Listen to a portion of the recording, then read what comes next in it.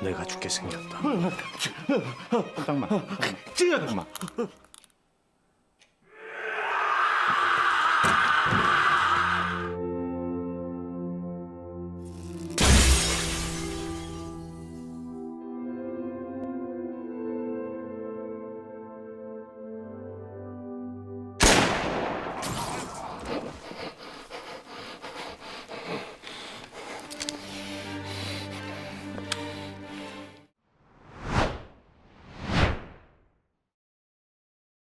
The movie opens in 2003 with a troubled man named Raju, a businessman whose drinking habit has landed him in a police station.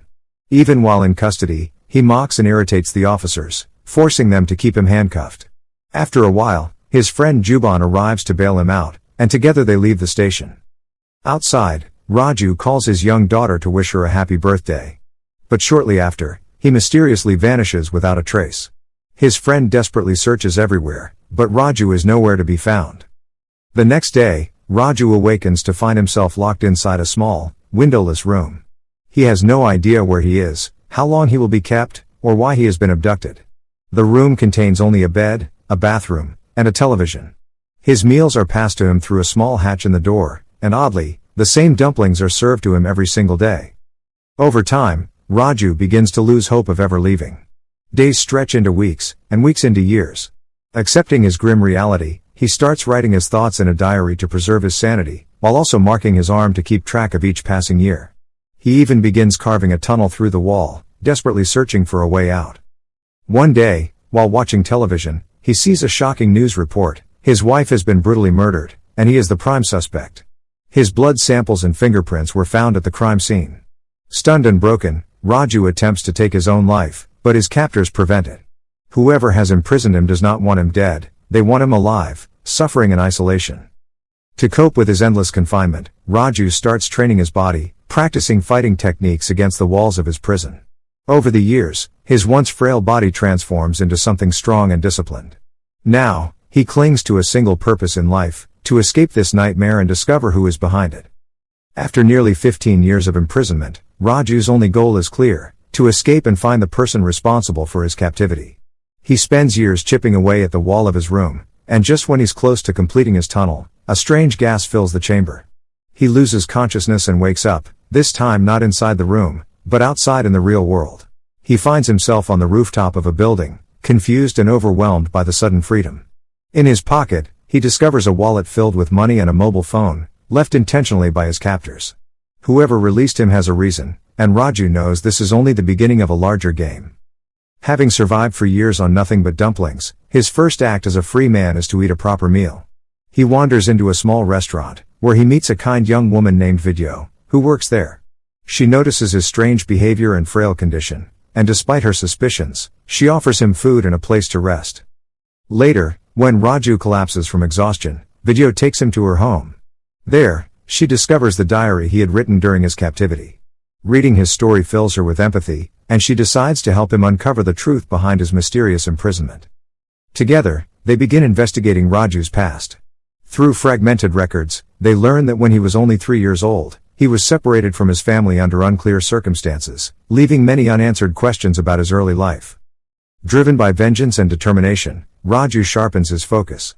He recalls that the same dumplings he ate every day in captivity might be the key to finding his captors. If he can trace the restaurant that made them, he can follow the trail back to the ones who imprisoned him. With Vidyo's help, he begins visiting restaurants across the city, searching for the exact taste he remembers.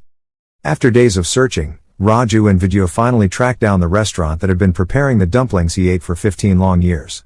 By following the delivery boy, Raju discovers the very building where he had been imprisoned. Inside, he confronts the gang responsible for holding him captive.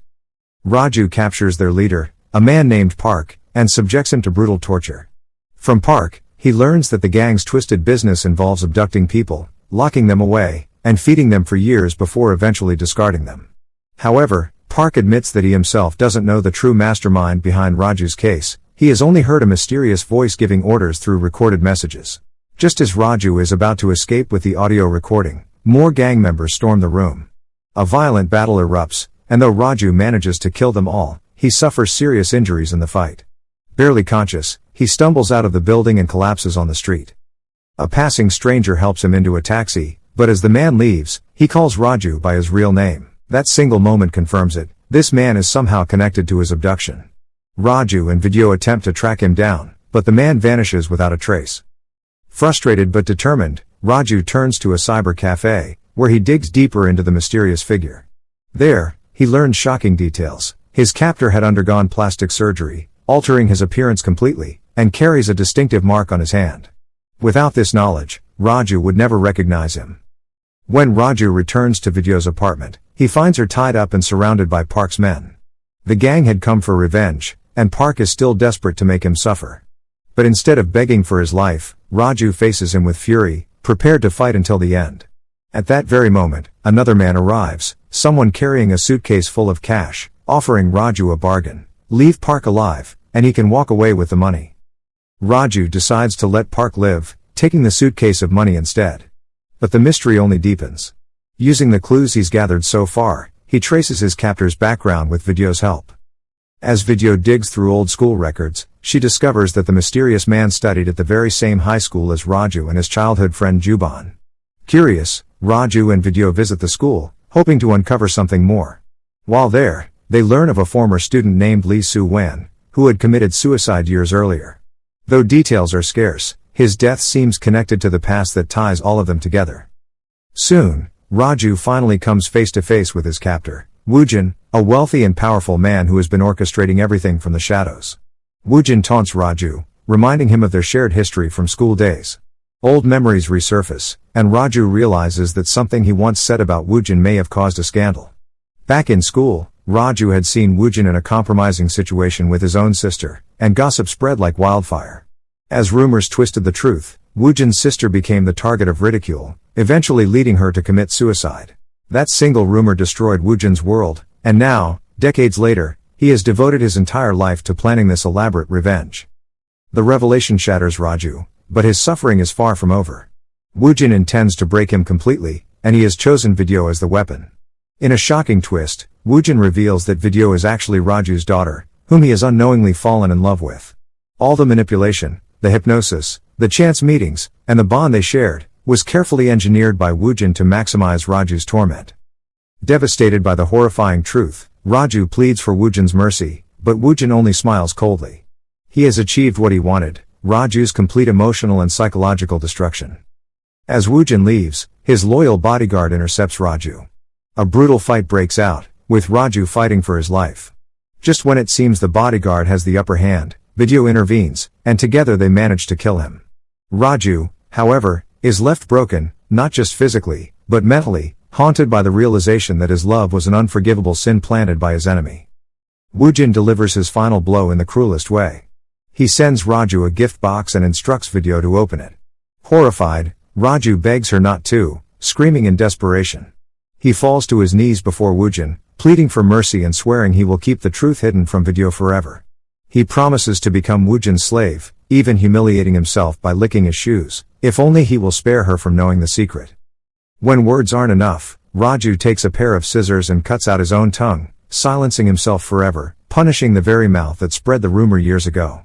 Finally satisfied, Woojin leaves, telling Raju that he and his sister once loved each other despite knowing the truth of their relationship, and now Raju must carry the same unbearable burden. As Woojin rides down in the elevator, he imagines hearing his sister calling out to him. Broken and consumed by grief, he pulls out a gun and ends his life, choosing to join her in death rather than continue in emptiness. Meanwhile, Raju is left shattered. Unable to live with his memories, he seeks out the same hypnotist who manipulated Vidyo. He writes her a letter, confessing everything about his sins and asking only one thing, that she erase his pain. The hypnotist agrees, splitting his mind into two halves, one personality that forgets the terrible truth, and another buried deep within him that still remembers. In the film's haunting conclusion, Raju meets Vidyo again in a snowy field. They embrace tightly, and for a moment, it seems he has found peace. He even smiles, as if freed from the past. But slowly, that smile twists into sorrow, revealing the unbearable truth: he still remembers everything. And with that heartbreaking image, the story of Oldboy comes to end.